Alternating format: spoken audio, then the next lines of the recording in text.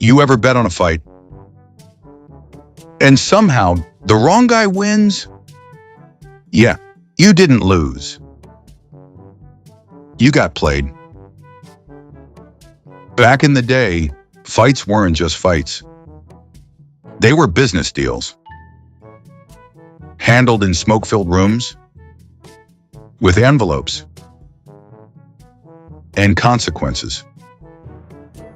So what happens when you got a problem? A loudmouth fighter, a stubborn promoter, or a guy who just won't take a dive? You call a professional. Introducing the Fixer's Kit.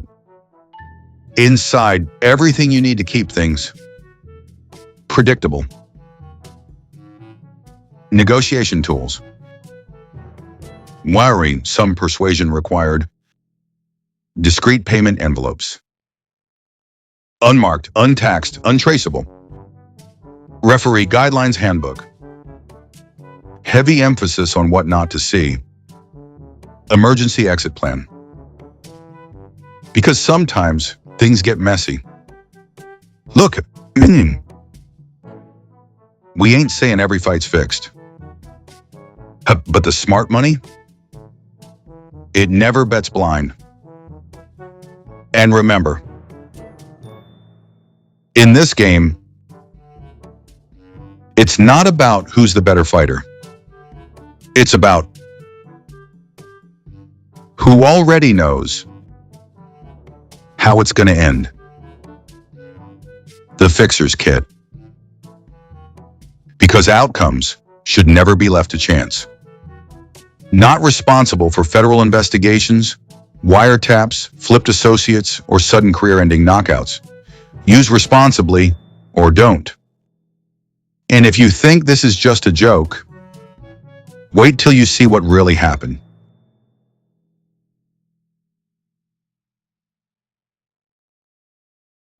Disclaimer. The following documentary is intended for historical,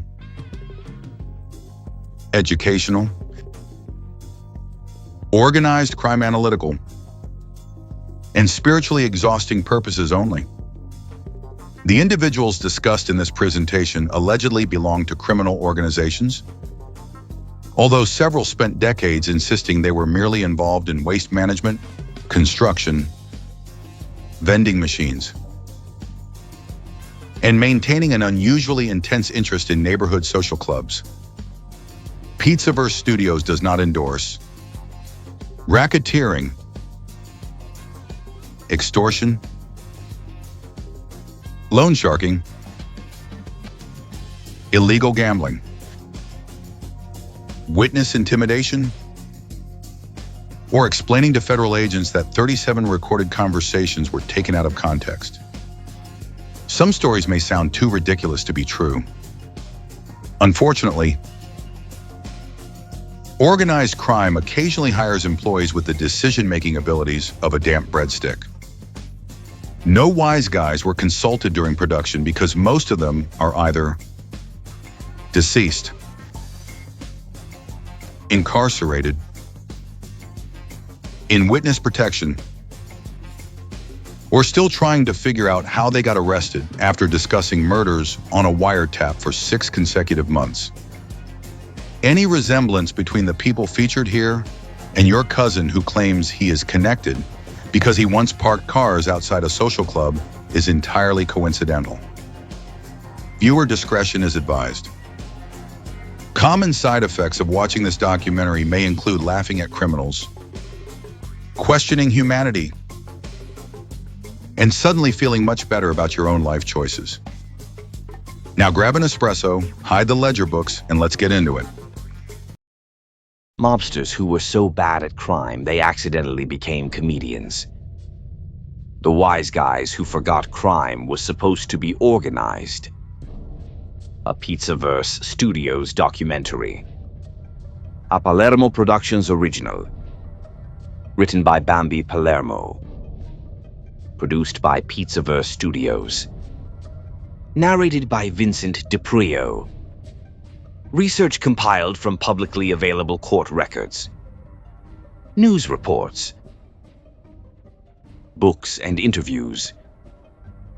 Special thanks to law enforcement officials who patiently documented these disasters. Prosecutors who had to keep straight faces while presenting some of this evidence. The federal agents who discovered that sometimes organized crime isn't particularly organized. And the criminals featured herein for proving that not everyone is cut out for a life of mystery, intrigue, and basic common sense. See 2026 Pizzaverse Studios, all rights reserved. Because apparently somebody had to explain that leaving fingerprints, receipts, and your driver's license at a crime scene is generally considered bad form. The mafia has a reputation for being smart, ruthless, and untouchable. That reputation is about to take a serious hit. These are 33 mafia members who made decisions so catastrophically stupid that even the FBI could not believe their luck.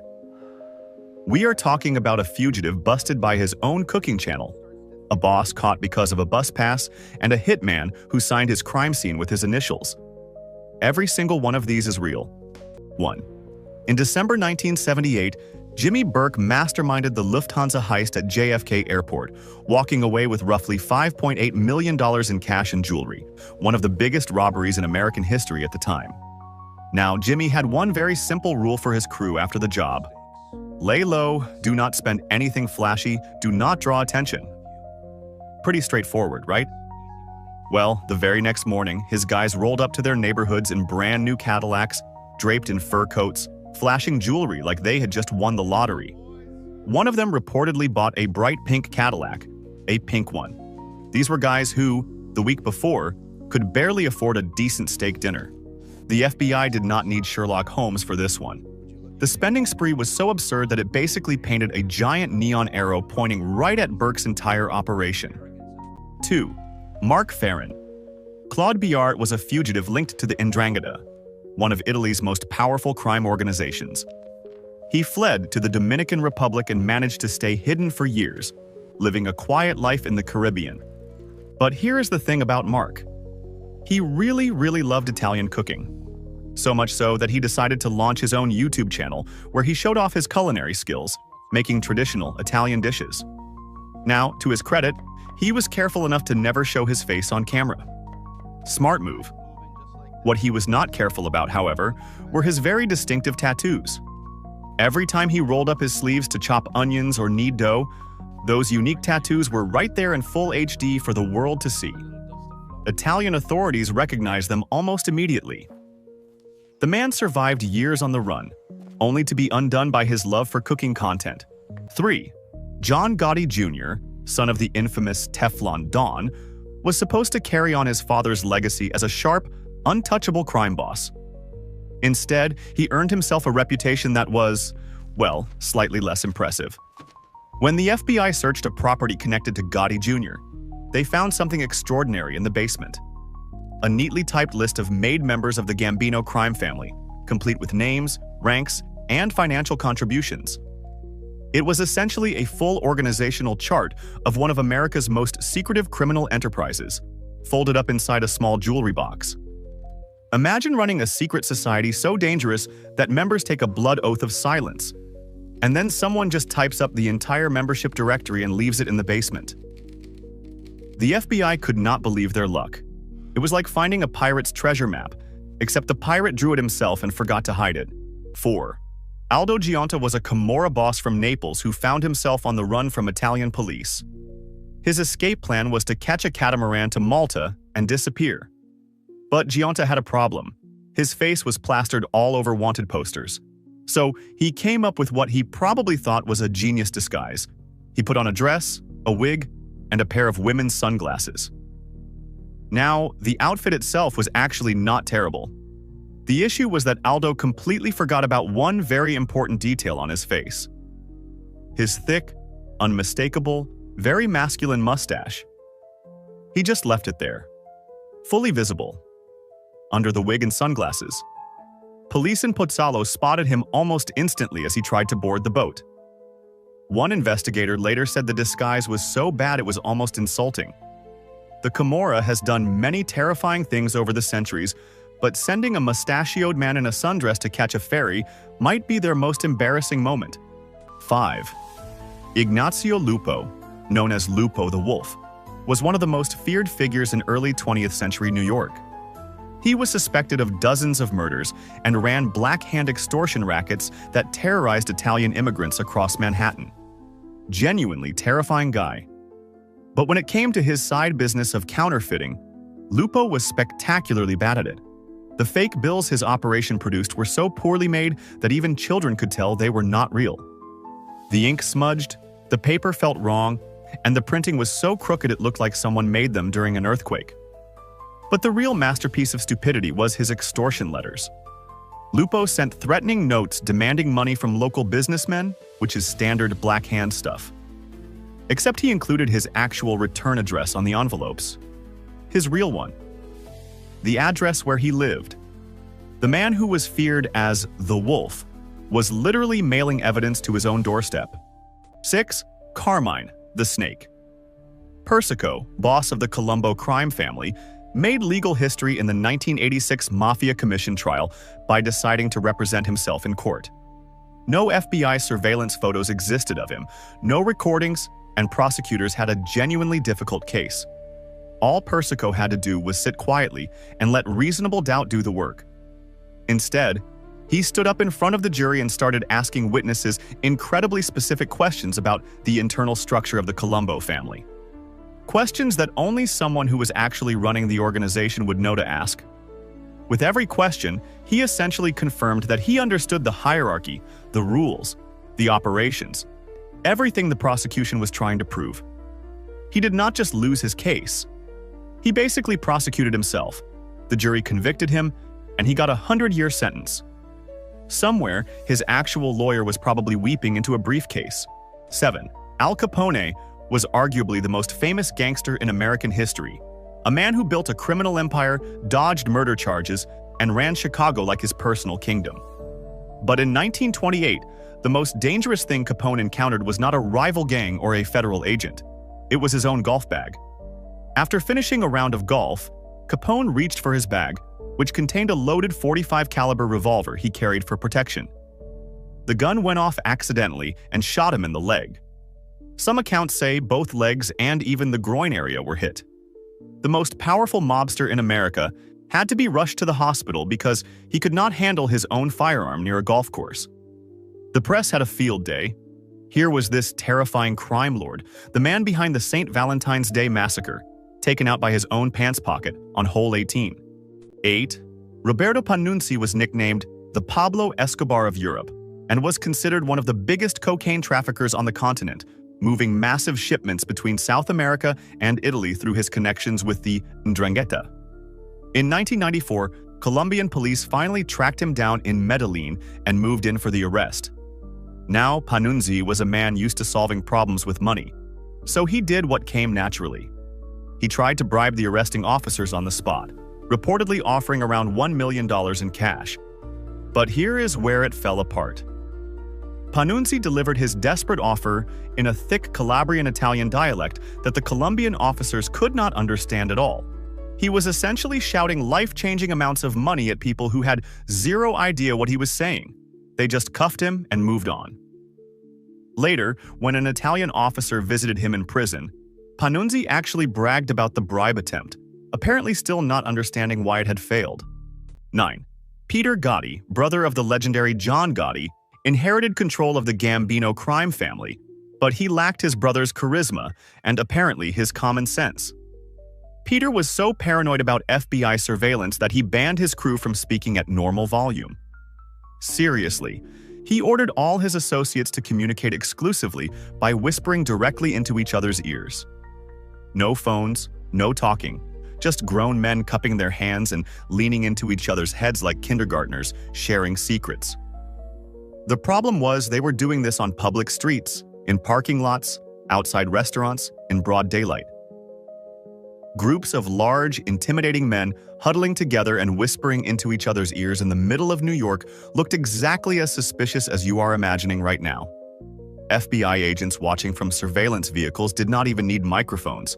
They just identified every single member of Peter's crew by watching the most conspicuous whispering circle in the history of organized crime. 10. Gregory Scarpa Sr. was a feared captain in the Colombo crime family and also a secret FBI informant for decades, which already makes his life story complicated enough. But things got truly bizarre when Scarpa needed a blood transfusion after surgery in the early 1980s. He flat out refused blood from the hospital's blood bank because he was terrified of contracting HIV, which was a growing concern at the time. Instead, Scarpa insisted that only his trusted associates from the Colombo family donate blood for him, because apparently mafia blood was safer than hospital blood. His crew lined up to give their boss the gift of life. But one of those loyal donors was carrying the HIV virus. The result was grimly ironic. By refusing the screened and tested hospital blood in favor of unscreened mafia blood, Scarpa contracted exactly the disease he was trying to avoid.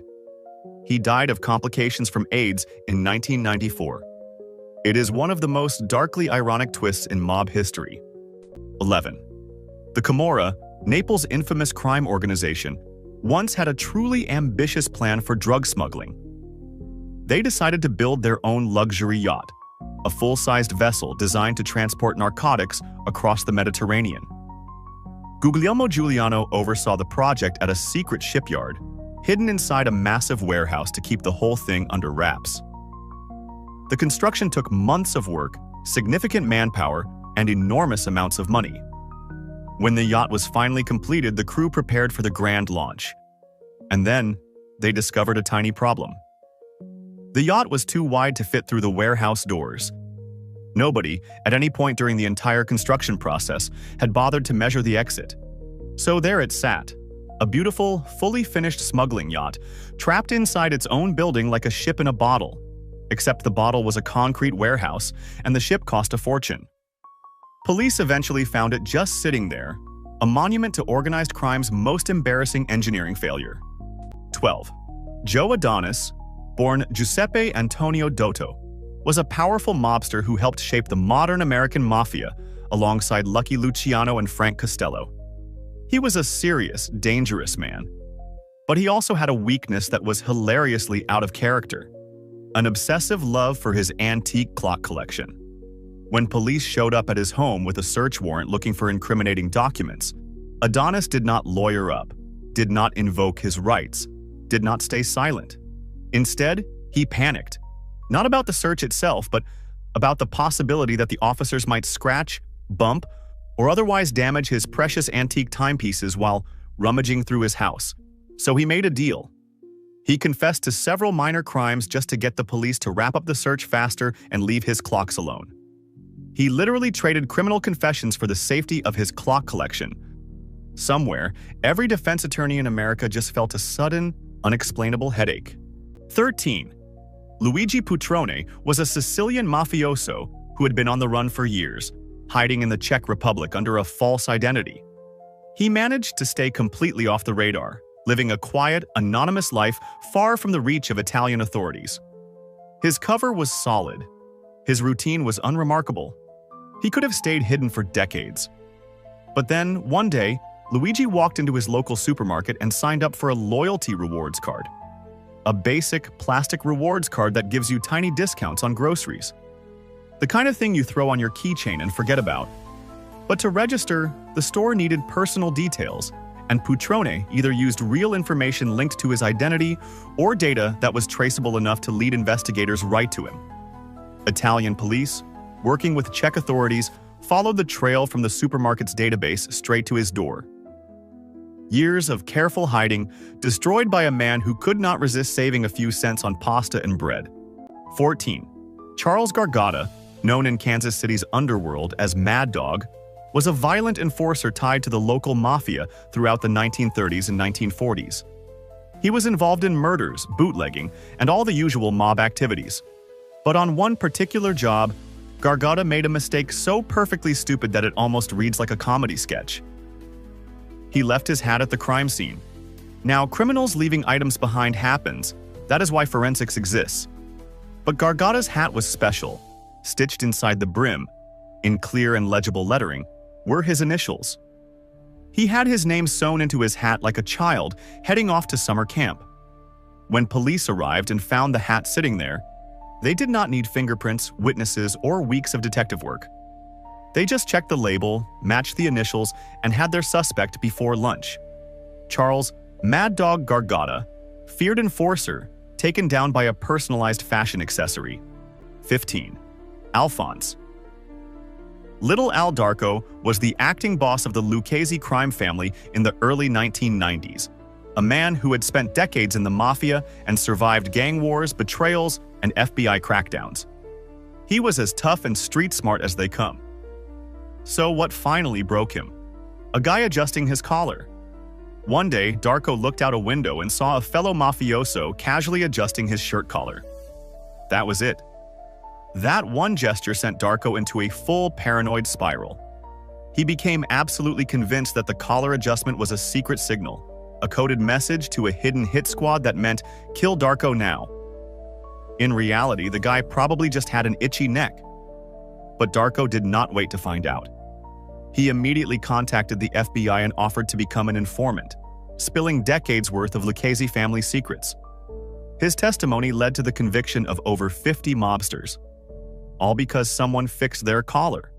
16. Thomas Agro, known as Tommy A, was a Gambino crime family member who ran major gambling operations and was widely feared for his violent temper. He had a reputation for personally delivering brutal beatings to anyone who crossed him or failed to pay. The problem was that Tommy had severe asthma, so during these violent attacks, he would frequently have to stop mid-beating, pull out his inhaler, take several deep puffs, catch his breath, and then resume the assault. Imagine being beaten by a mobster who keeps pausing to use medical equipment. The victim is on the ground. Tommy is hunched over, wheezing, reaching for his inhaler, and then, after a couple of pumps, he straightens up and goes right back to work. It is simultaneously one of the most terrifying and most ridiculous images in organized crime history. His associates reportedly dreaded going on jobs with him because the asthma breaks made everything take twice as long. 17. When Sicilian police arrested Salvatore Lo Piccolo in 2007, they expected to find weapons, cash, maybe encrypted communications. What they did not expect to find was a printed-out, neatly formatted list titled The 10 Commandments of the Mafia, tucked inside his briefcase like a corporate employee handbook. The rules included gems like, never look at the wives of other members, always be available for the organization even if your wife is about to give birth, and never be seen with cops. Lo Piccolo, who had been running a significant portion of the Sicilian mafia, was literally carrying the rulebook around with him. A secret criminal organization that relies entirely on silence, loyalty, and leaving no evidence had a boss who walked around with a printed copy of the membership guidelines. Police were thrilled. The media was thrilled. Defense attorneys were significantly less thrilled. It was like catching a spy with a laminated card that says, "I am a spy," in his front pocket. 18. Edgardo Greco was a convicted killer linked to the 'Ndrangheta, who went on the run in 2006 and managed to stay hidden for 16 years. He eventually settled in Saint-Étienne, France, where he reinvented himself as a pizza chef at an Italian restaurant. For years, it worked perfectly. New identity, quiet life, good pizza. But then Greco's ego got the better of him. A local French newspaper ran a story about the restaurant, and Greco, unable to resist the spotlight, gave an interview where he proudly boasted about his authentic Italian recipes and his passion for traditional cooking. The article included his photo. Italian investigators who had been tracking his support network since 2019 recognized him almost immediately. 16 years of successful hiding, a completely new life in a different country, and he threw it all away because he wanted a newspaper to know how good his pizza was. The man literally posed for his own wanted poster. 19. Nicodemo, Little Nicky. Scarfo became boss of the Philadelphia Mafia in 1981 and almost immediately turned the organization into a paranoid nightmare. Scarfo was so suspicious of everyone around him that he started ordering murders of his own members for the smallest perceived slights. A wrong look, a misinterpreted comment, a moment of hesitation, any of these could get you killed under Scarfo's leadership. The result was entirely predictable. His own people, terrified that they could be next for literally any reason, started lining up to become FBI informants. His nephew, Phil Leonetti, flipped. Nicholas Caramandi flipped. Thomas Del Giorno flipped. Half the Philadelphia family went running to the federal government because working with the FBI was genuinely safer than working for Nicky Scarfo. He managed to do what decades of law enforcement pressure could not. He single-handedly destroyed his own crime family from the inside, not through any clever FBI operation, but through pure, unhinged paranoia. 20. Mickey Cohen was the king of the Los Angeles underworld in the 1940s and 1950s, a man who controlled gambling, bookmaking, and organized crime on the entire West Coast. He was also a man with severe obsessive-compulsive disorder. Cohen washed his hands up to 50 times a day. He changed his clothes multiple times daily. Every surface around him had to be spotless. His homes were immaculate. And here's where it gets beautiful for law enforcement. That same obsessive need for order extended to his finances. Cohen kept meticulous, detailed, perfectly organized records of every dollar he earned and spent. Every transaction documented. Every receipt saved. It was a tax auditor's dream come true. When the IRS came after him, they did not need to dig through hidden accounts or decode secret ledgers. Mickey had done all the work for them. He was convicted of tax evasion and sent to prison, his criminal empire undone by the same compulsive tidiness that kept his bathroom sparkling. 21. Joe Valachi was a low-ranking soldier in the Genovese crime family serving time in federal prison in Atlanta in 1962. He had become increasingly paranoid that his boss, Vito Genovese, had put a hit on him. One day, in the prison yard, Valachi spotted a man he was convinced was the assassin sent to kill him. Without hesitation, he grabbed a 2-foot iron pipe from a nearby construction area and attacked the man, beating him to death. There was just one problem. It was the wrong guy. The victim was John Joseph Sopp, a random prisoner who had absolutely nothing to do with the mafia or any contract on Valachi's life. Now facing a murder charge with zero leverage, Valachi made a decision that changed organized crime forever. He became the first major mafia member to publicly testify about the inner workings of Cosa Nostra before the United States Senate. Decades of mafia secrecy, broken because one paranoid guy swung a pipe at a complete stranger. 22. Domenico Rancadori, known as the Professor, was a Sicilian mafia boss who vanished from Italy and spent roughly 20 years living a quiet, hidden life in suburban London under a false name. He married a British woman, blended into the community, and for all practical purposes had completely disappeared from law enforcement's radar. His cover was airtight. Then Rancador did something spectacularly ill-advised.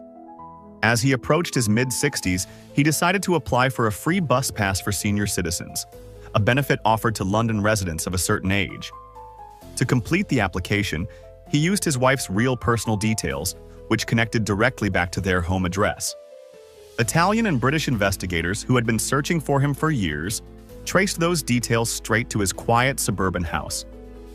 20 years of perfect anonymity, destroyed because a fugitive mafia boss wanted to save money on public transportation. He could have just paid the bus fare. 23. Frankie Locke. Locascio was a high-ranking member of the Gambino crime family and underboss to John Gotti. In 1992, both men went to trial together based largely on secretly recorded conversations from Gotti's headquarters. The tapes were devastating. Gotti could be heard openly discussing murders, criminal operations, and family business in shocking detail. And sitting right there next to him during many of those conversations was Frank Locascio, who said almost nothing. He just sat there, quietly, occasionally nodding. The prosecution argued that Locaccio's silence during these discussions constituted agreement and participation in the criminal conspiracy. The jury agreed. Frank Locascio was convicted on racketeering and conspiracy charges and received a life sentence. He was essentially found guilty of sitting in a room and not objecting.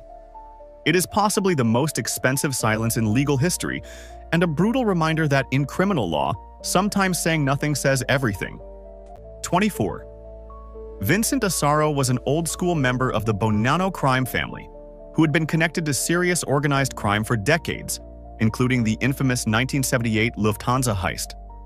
Despite being a suspect for years, Asaro managed to beat the Lufthansa charges at trial in 2015.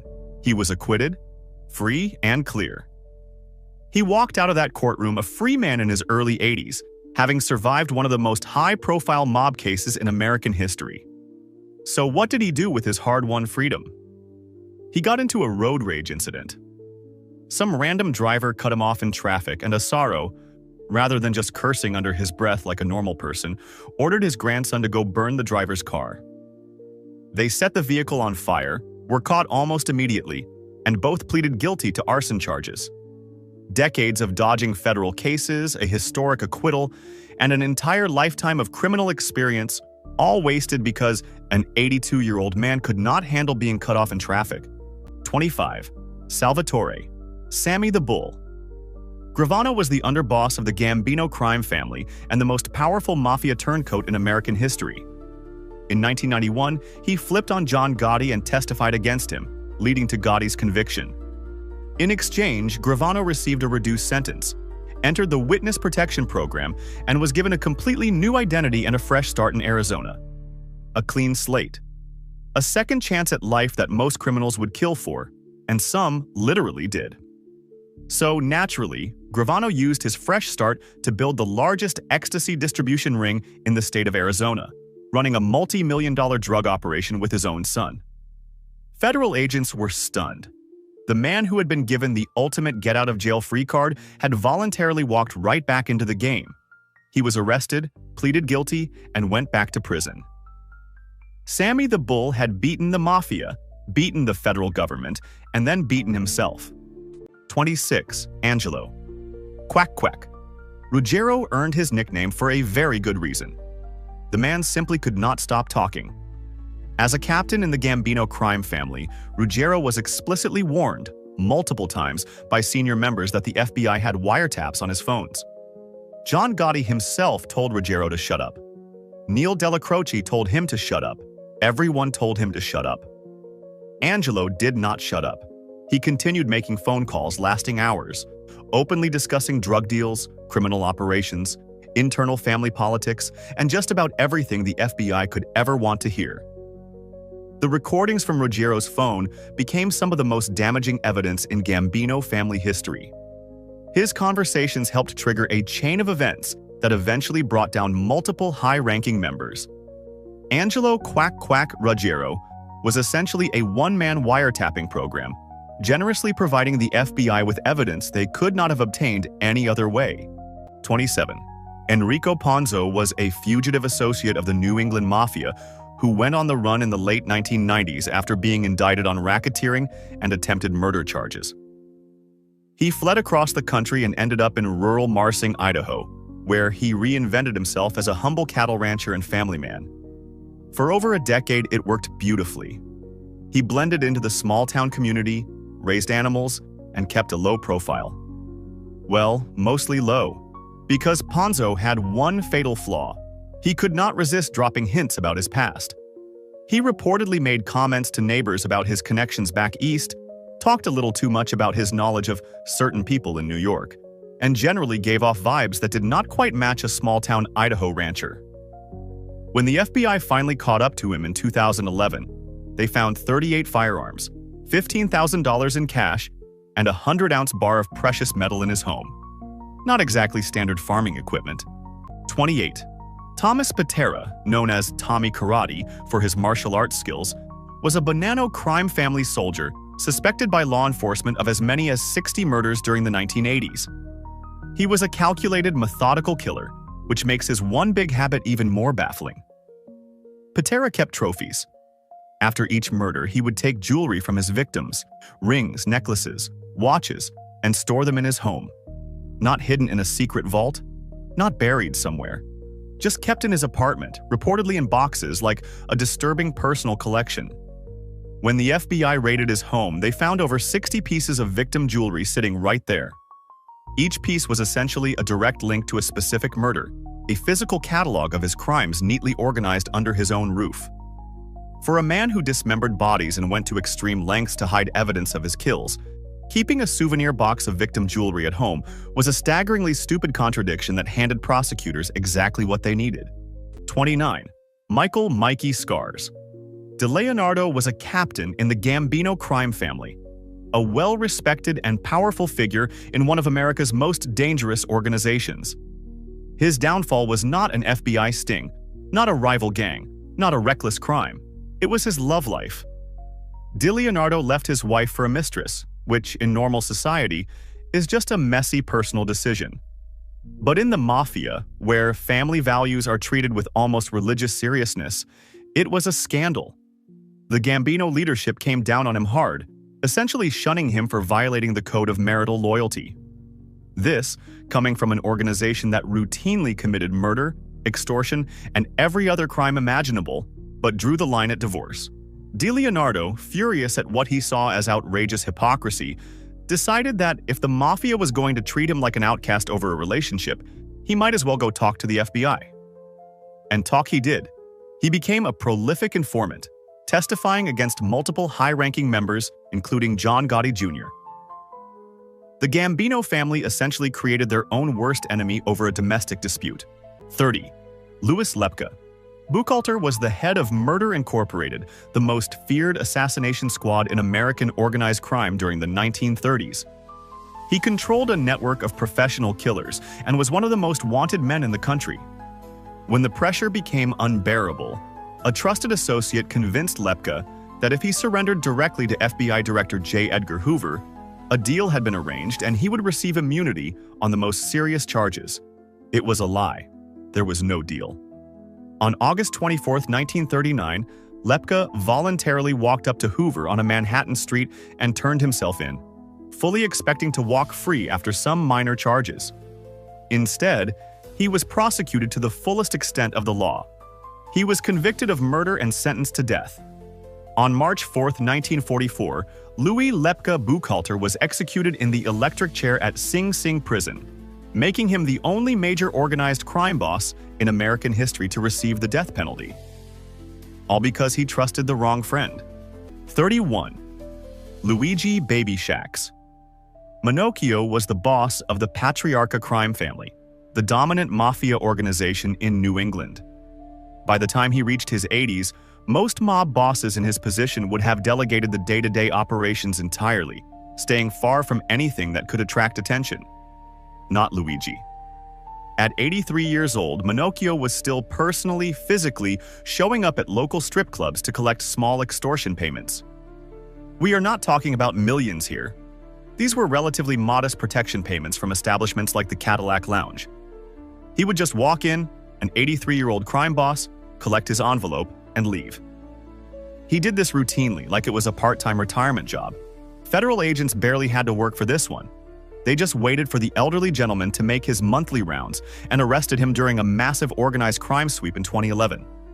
Over 100 people were taken down that day, and the boss himself was caught doing something any low-level associate could have handled. 32.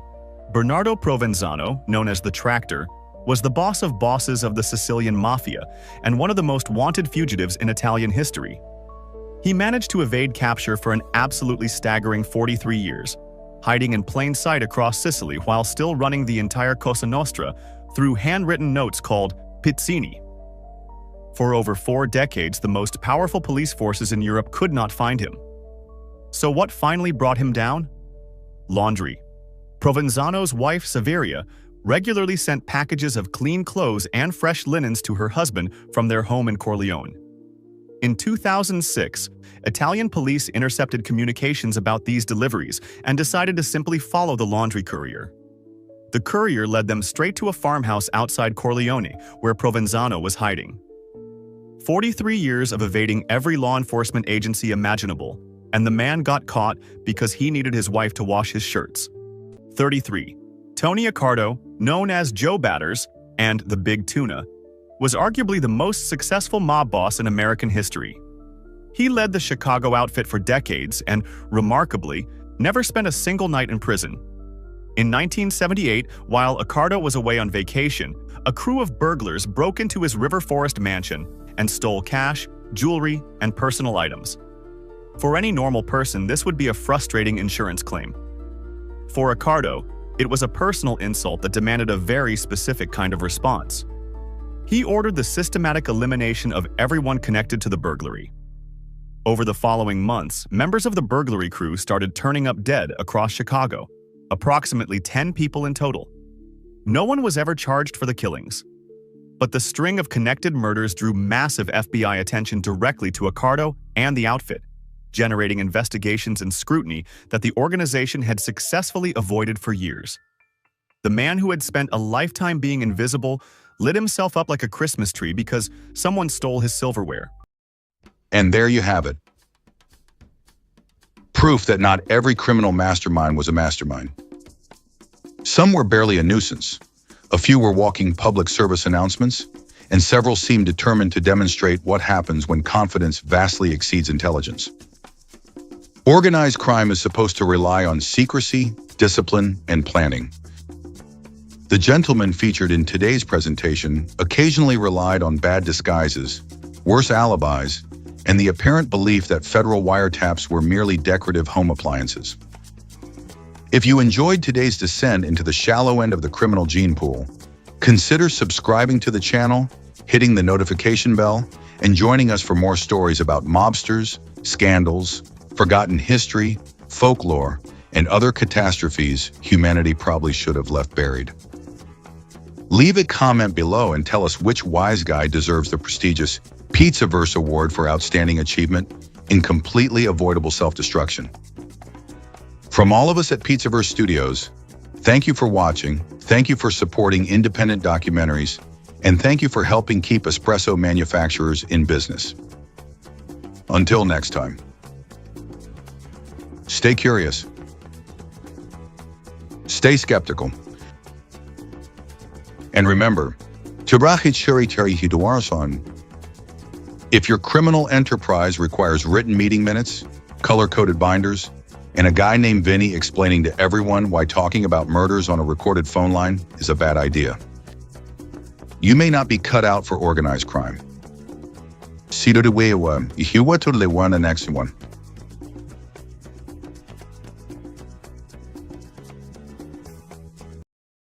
For generations, America has been a country of hard work. Factories, construction sites, family businesses. But every once in a while, you run into a problem. A guy who owes you money. A neighbor who keeps borrowing your tools and never bringing them back. Or that one friend who swears he'll pay you Friday. Every Friday. Well now, you don't need stress. You need solutions. Introducing the Wise Guy Negotiation Kit. The only household product designed to help you handle difficult conversations the old school way. Inside every kit you'll receive the classic conversation table. Perfect for sitting down face to face and reminding people how business works. The Favor Ledger Notebook. Because real professionals never forget who owes what. The Serious Discussion Cigar. Light it up, lean back, and suddenly people start telling the truth. And of course, the deadline reminder baseball bat.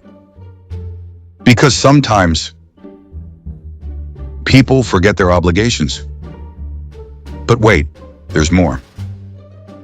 Order today and you'll also receive the emergency alibi generator. Just spin the dial and instantly get classic explanations like, I was at the barber. I was visiting my mother. I never even met that guy. Or the all-time favorite. I don't know nothing about it.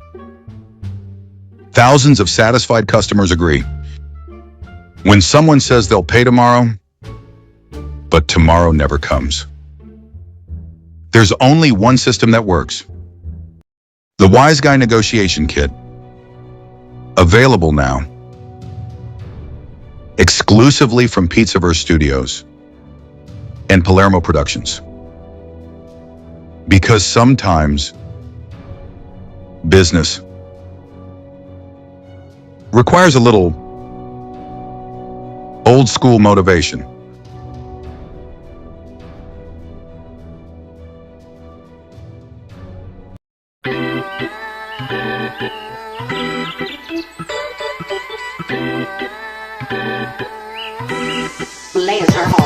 How'd that cross necklace get over your horns? You know the saying, I bet you be sweating like a whore in church, spending too much time trying to hide behind the Bible. Get in front of it, find out that Jesus was a foreigner. Virgin Mary, you would've deported her. Not before your husband found out she was a minor, he'd have ordered her. Him and his buddies would've recorded her, transported her, extorted her, and then sent her to the coroner. You don't get to pray for me. You won't bless your heart out of this one. I know that your hate runs deep. God is probably tired of getting name dropped by fake Christians. You don't get to pray for me. You won't bless your heart out of this one. I know that your hate runs deep. God is probably tired of getting name dropped by fake Christians. I'm pretty sure that God's annoyed of racists bringing him up. Sick of you chumps showing up to take a sip of the cup. You called the Aztec savages, but the cup, isn't it blood? Isn't the stuff symbolic? Oh, it's different, huh? Introduction to blood sacrifice. He died so you can't commit your crimes. Here's the hoping he come back to life. I can't wait to see the face on every single preacher's wife. All them secrets you've been keeping, tell me how you sleep at night. All them evil things you feeling, don't leave cause you be polite. Cause this even and the thieving ain't concealed as recondite. Only a few people know. And you know why they keep it tight. Shh. You don't get to pray for me. You won't bless your heart out of this one. I know that your hate runs deep. God is probably tired of getting name dropped by fake Christians. You don't get to pray for me.